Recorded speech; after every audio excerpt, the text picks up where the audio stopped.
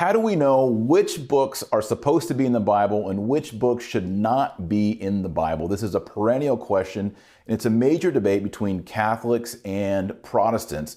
And as you know, the Catholic Church has 7 books more than the Protestant. It also has additions to Esther and Daniel, as we'll see in just a moment. So we're going to look at the history of the canon and make a defense for why we include those 7 books in our Catholic canon of the Bible. So the 7 deuterocanonical books that are in the Catholic Bible but not in the Protestant Bible are these: Tobit, Judith, 1st and 2nd Maccabees, Wisdom of Solomon, Wisdom of Sirach, which is sometimes called Ecclesiasticus, Baruch, including the letter of Jeremiah, and then there are some wider additions to Esther and Daniel. Notably in Daniel, you have the prayer of Azariah and the Song of the Three Children, Susanna, and the story of Bel and the dragon. So these 7 books are accepted by the Catholic Church and by the Orthodox Church, but they've been rejected since the 1500s by Martin Luther. Why the discrepancy? Part of it goes back to the Jewish understanding of what the canon is. Josephus, writing back in the 1st century, says that there are 22 books in the Hebrew Bible because there are 22 letters in the Hebrew alphabet. Let's look at that Jewish arrangement. The Hebrew Bible has, to this day, 24 books and not actually 22 like Josephus states.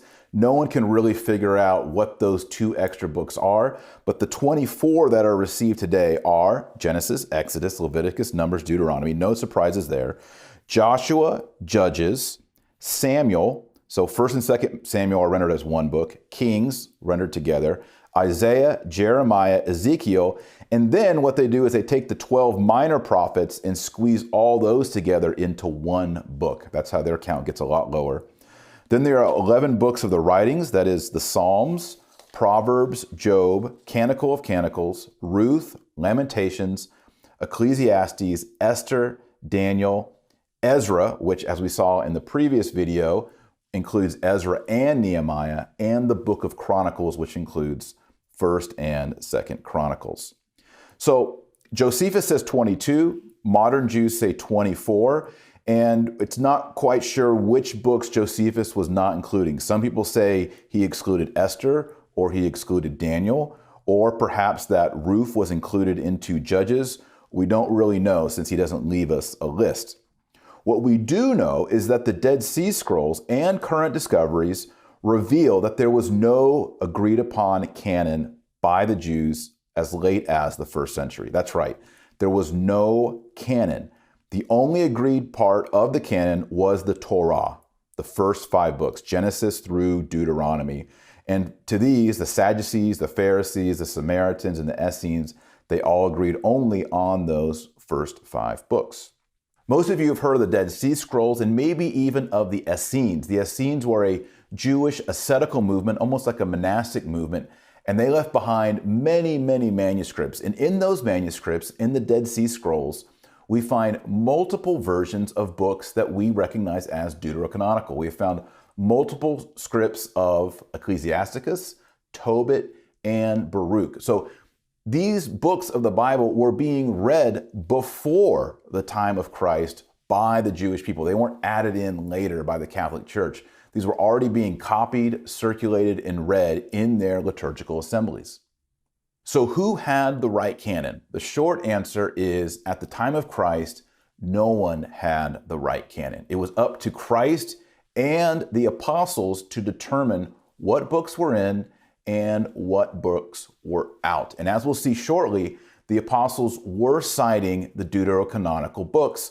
Also, it's important to notice that the apostles are citing the Septuagint version of the Old Testament. What's a Septuagint version? It's the Greek version of the Old Testament. And although the apostles, when they're writing the New Testament, sometimes are quoting the Old Testament with something that doesn't match the Septuagint, 66 or 67% of the time, it's 2/3 of the time, they're quoting directly from the Septuagint version and not through a translation of the Hebrew into Greek, but the original Septuagint. This shows us that the 12 apostles, as they were going about the world preaching, when Paul was going about preaching, Peter, Andrew, they had to preach from the Old Testament. They believed in the Old Testament, And what were they carrying with them into the world? The Greek version, the Septuagint version. And that Septuagint version, guess what? It includes our 7 books. So this would explain why the apostles quote it occasionally, why they have it with them, and why all the early church fathers, as we'll see in just a moment, are recognizing these books as part of the Bible. Let's take a look at that. The first fact is that the New Testament refers to the deuterocanonical books. In the notes of this video, I will include about 70 examples, 70 cross-references between the Deuteros and the New Testament. Secondly, St. Clement of Rome, he is mentioned in the New Testament. He is the 4th Bishop of Rome. We Catholics note him as the 4th Pope. He cites the Book of Wisdom as canonical in his letter, 1 Clement. You can find that at 1 Clement 27, verse 5. Also, the early Christian document, perhaps the oldest Christian document not in the Bible, is the Didache. And the Didache cites Sirach 4:31 as scripture. St. Polycarp, around the year 135, so we're talking about 100 years after the death of Christ, maybe 60 years after the death of the chief apostles, he cites Tobit 2 times, Tobit 4:10 and Tobit 12:9, in one of his epistles to the Christians in Philippi.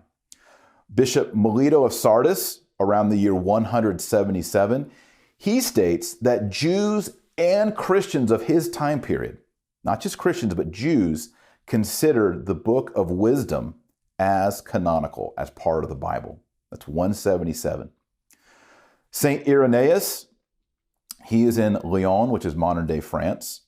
In the year 180, he quotes the wider version of Daniel, that is, the parts that have extra portions. He's quoting that as scripture. So he's using the Septuagint version, and he sees the Catholic Daniel, which has more verses in it, as the authoritative one. Origen of Alexandria, the year 240, he includes in his canon Baruch and refers to 1st and 2nd Maccabees. St. Augustine, we're getting a little bit later here, but around the year 397, he includes the 2 Book of Maccabees, Tobit, Judith, Wisdom of Solomon, and Ecclesiasticus as canonical books. The big one that you need to know is the year 382. In the year 382, the Pope Damasus, called a council in Rome. And there's lots of questions, what's in and what's out. It wasn't just Old Testament books, it was also New Testament books. Like, hey, is the Gospel of Philip part of the New Testament? And Pope Damasus and that council in the year 382 is the first time formally that the church ever defined what is the canon. And that canon is the exact canon that we Catholics use today, and it included those 7 deuterocanonical books. So 382 is the first time any Christian defined the New Testament and the Old Testament. It was Pope Damasus, and it happened in 382. After that, there are a number of councils that affirm the same canon and the deuterocanonicals as had happened in Rome in 382. The Council of Hippo in 392 and the Councils of Carthage in 397 and 417.